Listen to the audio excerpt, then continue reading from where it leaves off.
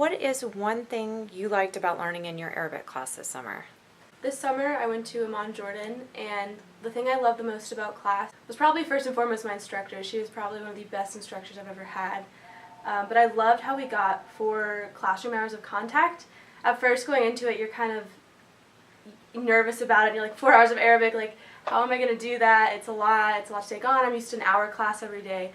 But you actually learn so much in that 4 hours that it goes by really, really quickly. You're speaking, you're talking, you're writing, you're interacting with your students and your teacher.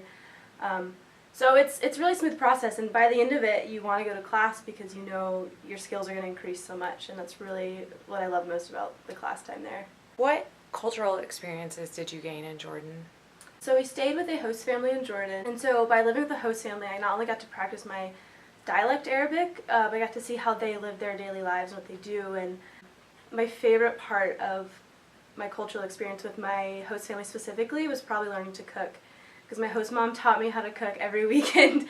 She would make a dish for us, and if we really liked it, we'd be like, all right mama, Saturday we're going to have a cooking day, and I want to learn how to make uzi, I want to learn how to make the special sauce you put on it so we can go home and recreate it, because they don't do anything out of recipe books, it's all in their memory, it's all by hand. So it's really cool to learn hands-on and kind of get that different experience and be able to take it all the way back with you at the end of it. Was Jordan what you expected? Jordan was and wasn't what I expected. We obviously know a little bit about the Middle East before going there, and we have our pre-departure and all of that, and we have our background knowledge of what we learn in America in our classes about the Middle East and about countries specifically. So I had a basic idea of where I was going, more or less. But once you get there, it's always different, obviously. The customs are different. You really just have to look around at the culture and adapt to it, because you're a guest in their country, and there's different cultural norms, or different ways you have to act and dress and talk and everything, so you kind of have to find your rhythm and fit into that culture.